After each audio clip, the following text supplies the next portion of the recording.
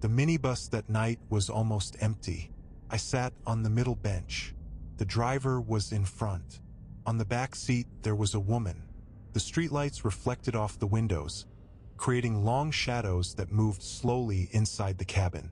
The vinyl seats felt cold and slightly sticky, with the smell of gasoline and old plastic that reminded me of an office waiting room or a hospital corridor that hadn't been renovated in years.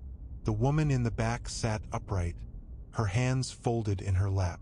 Her long black hair covered part of her face. I didn't pay much attention to her. She was just there, silent, like a part of the minibus itself.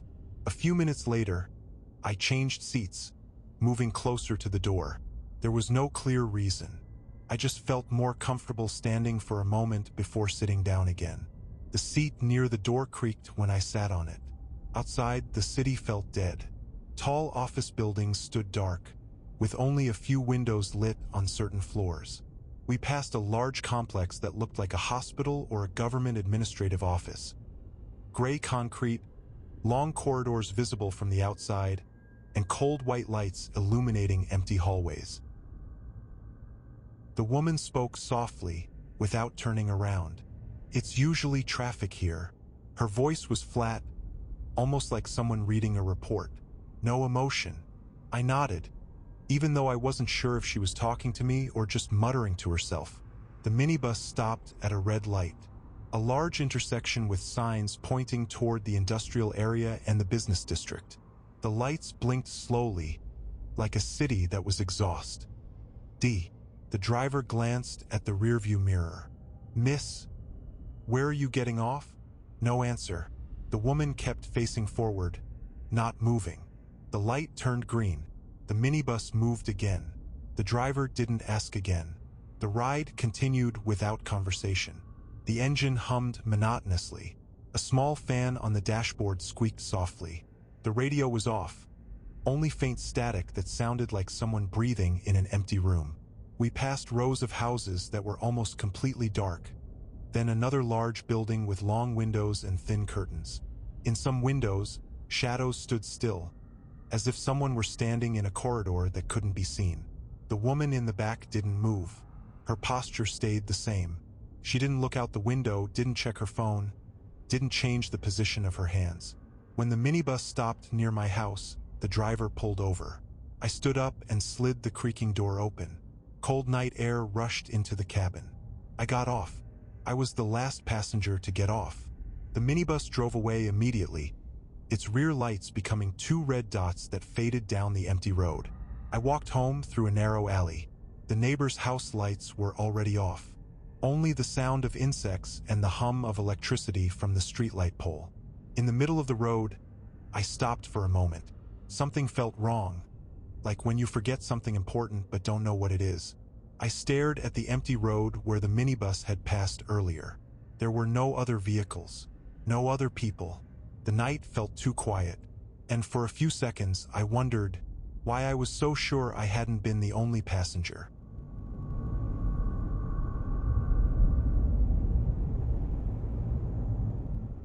The office building was almost empty when I went home. Most of the lights on our floor had already been turned off, leaving only the hallway lit by a cold, flat white glow. The gray carpet muffled my footsteps, making every movement feel like walking through a space too large for one person. I shut down my computer, straightened a few files, then walked toward the elevator at the end of the corridor.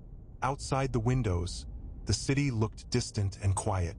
The lights in other buildings were like small dots hanging in the air, not quite real. In front of the elevator, a man was standing there, waiting.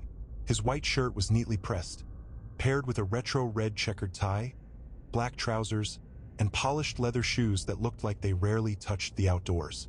He stood upright, hands folded in front of him, staring at the elevator doors as if waiting for someone, or something, that never arrived. I stood a few steps behind him. We didn't greet each other. After work hours, people in the office usually just wanted to go home. The elevator doors opened with a soft chime. We stepped inside together. He pressed the button for the first floor. I pressed the basement to get my car. The elevator began to descend. The cabin lights flickered once, then stabilized. I watched our reflections in the stainless steel walls, pale, sliced by the neon light. On the 12th floor, the elevator stopped. The doors opened to a dark hallway. Only the green emergency light near the stairwell was on. The corridor felt unused, as if no one had ever walked there. No one was outside. The man remained where he stood. The doors closed again. The elevator went down to the first floor. The doors opened. I stayed inside. The man stayed inside. The elevator went down to the basement. I stepped out. I was the last one to leave the elevator. Before the doors closed, I glanced back into the cabin. The man was still standing in the corner, his posture unchanged since we entered. I didn't think much of it. Day 2. I went home later than usual. The hallway on our floor was almost completely dark. Only a few lights were still on, casting long shadows across the glass walls of the meeting rooms. The man was standing in front of the elevator again, in the same position as yesterday, as if he had never moved. This time I stood beside him. We were close enough that I could smell detergent on his shirt, a smell too clean, like clothes stored in a closet for too long. The elevator doors opened. We stepped inside. He pressed the first floor.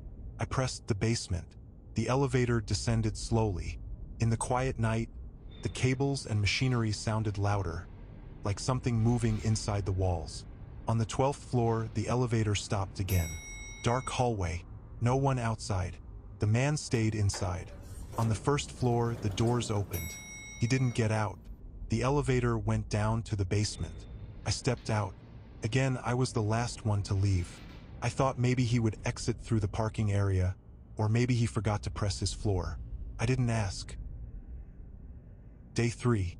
I worked late, almost until midnight. The office floor felt emptier than usual. Even the hum of the air conditioning sounded too loud, as if the building wasn't designed for only one person. I walked toward the elevator. No one was standing in front of it. I pressed the call button. The doors opened. For a moment, I stopped. The man in the white shirt was already standing inside. I felt slightly startled, though I couldn't explain why, as if I had missed something between the corridor and the elevator doors. The first floor button was already lit. I pressed the basement. The elevator descended. On the 12th floor, it stopped again. Empty corridor. He stayed inside. On the first floor, the doors opened. He didn't get out. The elevator went down to the basement. I stepped out. Once again, I was the last one to leave. In the underground parking lot, I stood for a few seconds before getting into my car. The space was wide and cold, with only a few cars parked far away at the edges. The building above felt too large, as if I were the only person still awake inside it. Every night, the man was in the elevator, sometimes waiting outside with me, sometimes already standing inside when the doors opened. Every night, the elevator stopped on the 12th floor. Every night, the first floor button was already lit. Every night, I pressed the basement. And every night, I was the last one to leave. I began noticing small things. How he never changed his standing position. How his reflection on the elevator wall always looked slightly blurred, as if the light never truly touched him. How the elevator doors always closed without anyone stepping out, except me. One night, the man wasn't there. I was alone in front of the elevator. I pressed the button. The doors opened to an empty cabin. I stepped inside and pressed the first floor. There was a package waiting for me in the lobby. The elevator descended. On the 12th floor, it stopped again. The corridor was empty. The emergency light glowed faintly. I pressed the door button to close it quickly. As the doors were about to meet, I saw someone standing at the end of the hallway. The posture was familiar. He slowly turned his head toward the elevator. The doors closed completely. The lobby was empty. The large lights reflected off the clean marble floor. I walked to the security room to pick up my package. The security guard gave me a brief nod when he saw me. Behind him was a board filled with old employee photos, small, yellowed pictures. One face looked familiar, pointed at it. Does he still work here? The guard glanced at it briefly. He hasn't been active for a long time. I didn't ask further. He handed me the package. I thanked him and left. Parking lot. I sat in my car, started the engine, and looked back at the office building. It towered high, cold, and dark. The windows looked like neatly arranged boxes of light. On the 12th floor, one window was brighter than the others. I stared at that window. Behind the glass, a silhouette was standing near the window. The posture was upright. A white shirt, with something red and checkered hanging at his neck, swaying slightly behind the glass, facing the parking lot, facing my car. I drove away. In the rearview mirror, the silhouette was still standing there.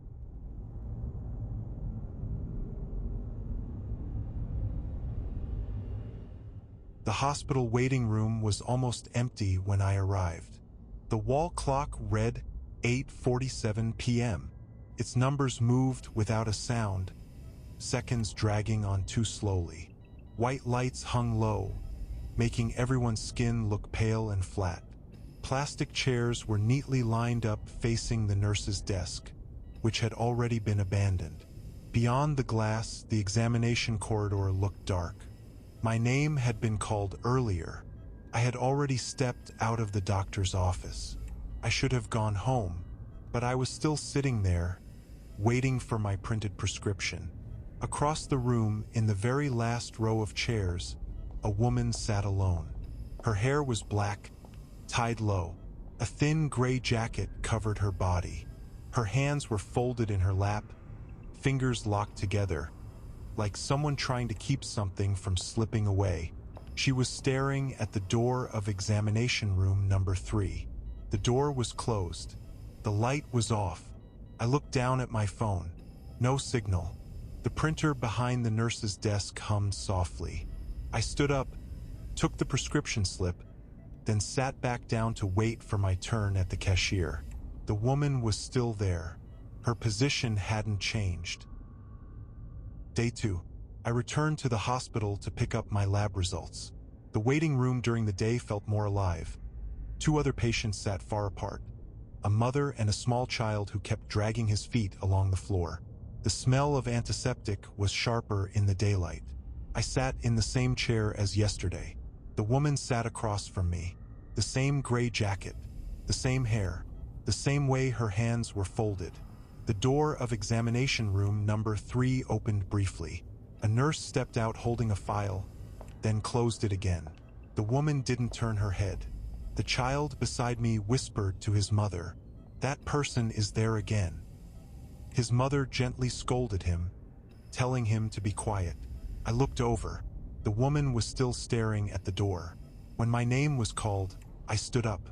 As I walked past her chair, I caught the faint smell of soap. Too thin, almost non-existent, like clothes that had been washed too many times. A week later, on my way home from work, I had to go to the hospital again. That night, the waiting room was nearly empty. It was just me and the low hum of the air conditioner. The plastic chairs felt cold when I sat down. The woman was already there. I tried to remember. The same gray jacket, the same hair, the same folded hands. Maybe she was an outpatient. Maybe her schedule was long.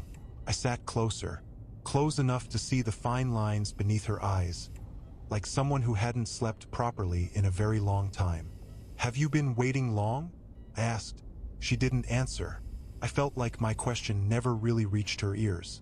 The wall clock showed 8:33 p.m. The door of examination room number 3 remained closed. I noticed something strange. The queue number on the digital screen never called another number after that, as if the system had stopped at a single point. I walked up to the nurse's desk. "The patient in room 3? I asked. The nurse stared at the screen for too long. "Just a moment," she said. My name was called from another direction. The following week, I started noticing her every time I came. She was always there, always facing the door of examination room number 3, always sitting in the same position, always silent. The following week, I started noticing her every time I came. She was always there, always facing the door of examination room number 3, always sitting in the same position, always silent. My name was called. I stood up and walked away. One night, I arrived just before 9. The waiting room was empty. No one at all. No sound except the air conditioner and the ticking clock. The woman wasn't there. I sat down, feeling slightly relieved for no clear reason. The door of examination room number 3 opened. Inside it was dark. I was about to look away when I saw something in the reflective glass of the door, the reflection of someone standing behind me. I turned quickly. There was no one. I stood up and walked to the cashier. The process was quick. Too quick. Before leaving, I stopped at the clinic's information board, which looked like it hadn't been used in a long time. There were old posters, their corners yellowed, filled with photos of staff and former patients. One photo caught my attention, uncomfortably familiar. A woman, gray jacket, hair tied low. The caption beneath the photo read, "Extended program." A faintly printed date appeared below it. I lowered my gaze. In the reflection on the glass of the poster, the chairs across the waiting room were occupied again. The woman sat there as usual. This time, she turned toward me. Her hands slowly loosened from her lap, as if her turn had finally been called. No one called her. No one called anyone.